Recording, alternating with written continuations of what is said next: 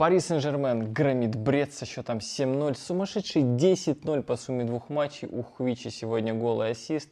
Давайте подробно разберем игру Кварацхелии в этом матче.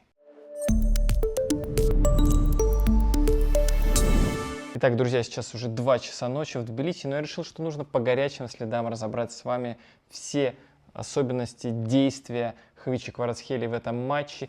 Сразу скажу, что оценка 9,3. Это однозначно лучший матч Хвичи в составе ПСЖ. Гол плюс голевая передача, лучше не было. Но вообще кажется, что в Париже все сыграли прекрасно, кроме футболистов Бреста. Все получалось у Парижа, ничего не получалось у Бреста. Штанги, перекладины, забили гол, его не засчитали, офсайд. В общем, главные неудачники этого дня, конечно же, из Бреста. Но давайте обо всем по порядку. Начнем с стартового состава. Сейчас он на ваших экранах. Видите Баркаля, Дембеле, Кварацхелия. Такое было трио в атаке. Я, если честно, сомневался, выйдет ли Кварацхелия в старте. Не был до конца уверен, доверить ли ему место Энрике или нет, потому что вот последние эти 2 матча какие-то были не самые лучшие. Но, вы знаете, по ходу первого тайма я стал понимать вообще, что делал Энрике, потому что я пытался, знаете, каждую минуту фиксировать, где вот прямо сейчас находится Хвича Кварацхелия, и вообще получилось очень-очень интересно, потому что начинал он вообще справа, хотя на расстановке вы видите, что как будто был он слева, хотя Софаскор, кстати, справа дает его позицию по ходу матча, в начале, по крайней мере. Потом он перемещается где-то минуте на 20-22 в центр, ПСЖ там открывает счет становится 1-0. И потом несколько раз Кварацхелия подает угловые, и вот один из таких угловых с левого фланга, после этого углового он там остается, и потом следует атака, мяч проходит через Баркаля, атака, кстати, с правого фланга, и вот в этот момент Хвичи уже играет слева. И вы знаете, Баркаля, конечно же, он не дает передачу. Мне, вот не знаю, как вам, я вот смотрю за ним постоянно в каждом матче, никогда он Хвичи не дает мяч, вообще никогда. Вот Хвичи один стоит, никого вокруг нету, перекати поле катится, ну отдай, ты человек забьет гол. Нет, сам куда-то лезет в обводку, куда-то бьет. Зачем? И вот здесь то же самое. Баркаля хотел так ножку подставить, гол забить, но не получилось. Мяч отлетел на дальнюю штангу, но меня порадовало, что Кварацхелия из эпизода не выключился. Если честно, вот когда этот эпизод происходил, я не верил, что вот с такой позиции, с такого острого угла он попадет. Но нет, в подкате покатился.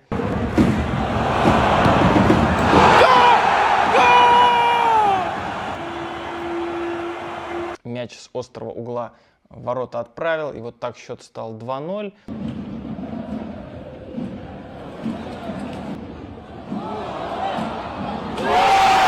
И потом голы просто уже на любой вкус залетали. Ну, не знаю, может быть, это немного нивелирует ценность голов для Кварацхелии, но вы видели его радость. Первый гол в футболке ПСЖ в Лиге Чемпионов. Впервые он вышел в старте. Кстати, впервые отыграл 90 минут в Лиге Чемпионов в футболке ПСЖ, опять же.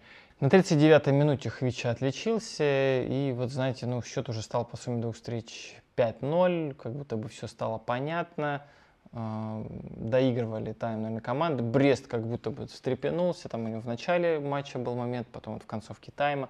А самое интересное, что Хвича продолжил свои перемещения. После забитого гола опять он сместился в центр, потом во втором тайме опять он был и в центре, и справа, и слева, чего он только не делал. Мне, знаете, мне в этом плане очень интересно, какую установку дает Луис Энрике, как он часто просит этих перемещений, либо это взаимодействие между футболистами, либо это зависит от движения мяча. Но перемещений этих очень много. Пока меня, пожалуй, огорчает, что вот не хватает взаимопонимания, потому что, вот, например, когда Хвича играл справа, он несколько раз на Хакими давал такие, знаете, передачи на ход, но тот не бежал. Потом была обратная ситуация, когда сам Хвича открывался, причем набирал скорость. Но это же фирменные его рывки, когда он в Наполе, сколько он таких мячей забил, сколько раз он так убегал.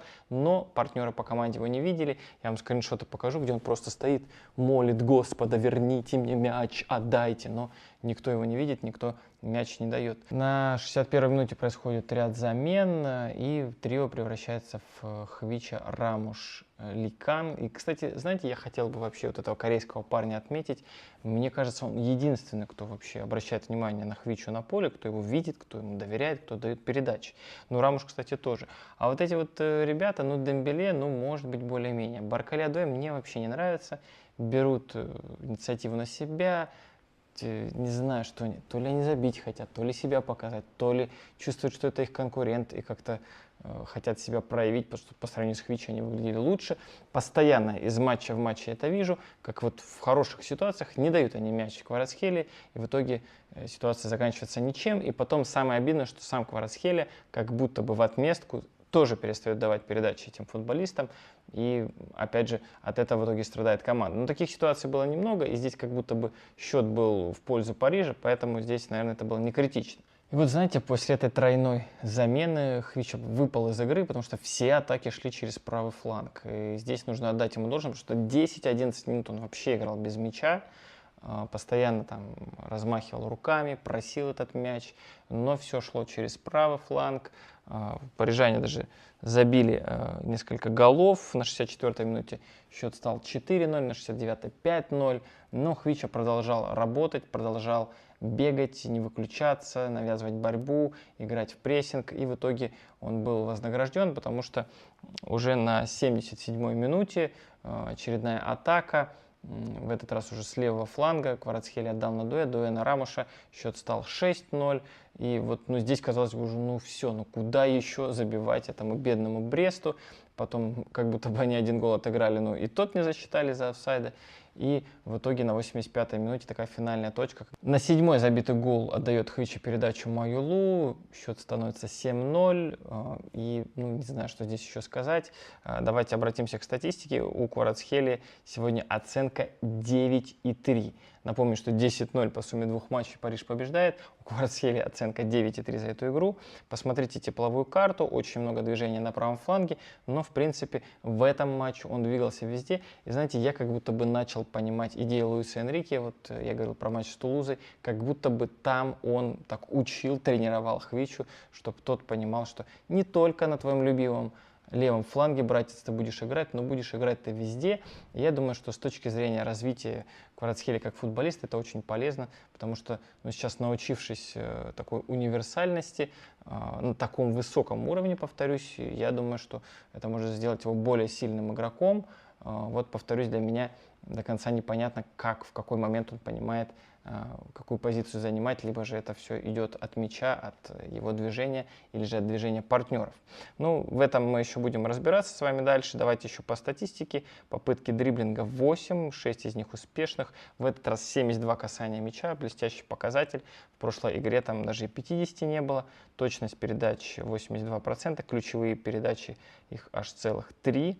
Интересно, что в воздушных поединков вообще не было. То есть игра полностью шла по земле. Луис Энрике, Барселона, сборная Испании. То есть, здесь, в принципе, все понятно.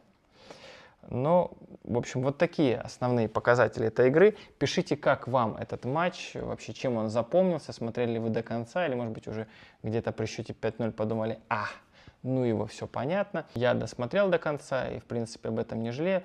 Что будет дальше? Во-первых, 23 февраля нас ждет противостояние Лиона и ПСЖ. Мика Утадзе против Хвичи Кварацхелии. Блестящая афиша. С нетерпением жду этой игры тоже. И обязательно сделаю превью и расскажу итоги этой игры, как только она закончится. И, конечно же, в пятницу перед этим у нас еще жеребьевка Лиги чемпионов. Хвичи узнает своего соперника. Ливерпуль или Барселона. Какой ждет нас матч в 1/8 финала? Какое противостояние? 2 матча. Я надеюсь, что Хвичи этой игрой доказал, что он достоин места в старте. И как будто бы Энрике тоже должен быть доволен тем, что он сегодня увидел. И, тем не менее, все-таки это было похоже больше на чемпионат Франции, при всем уважении к Бресту. Не команда, это Лиги чемпионов вот в таком состоянии, в таком виде, в котором мы ее сегодня видели. А вот Ливерпуль или Барселона, это будет настоящая заруба. Вам спасибо огромное, что досмотрели до конца. Конечно же, ставьте лайк, делитесь этим видео с друзьями. И надеюсь, что очень скоро нас станет уже 10 тысяч. Если вы еще не подписались на канал, обязательно сделайте это сейчас. Нажмите красную кнопочку «Подписаться», и будет вам счастье. И хорошего дня, спокойной ночи. Не знаю, когда вы смотрите это видео. До новых встреч.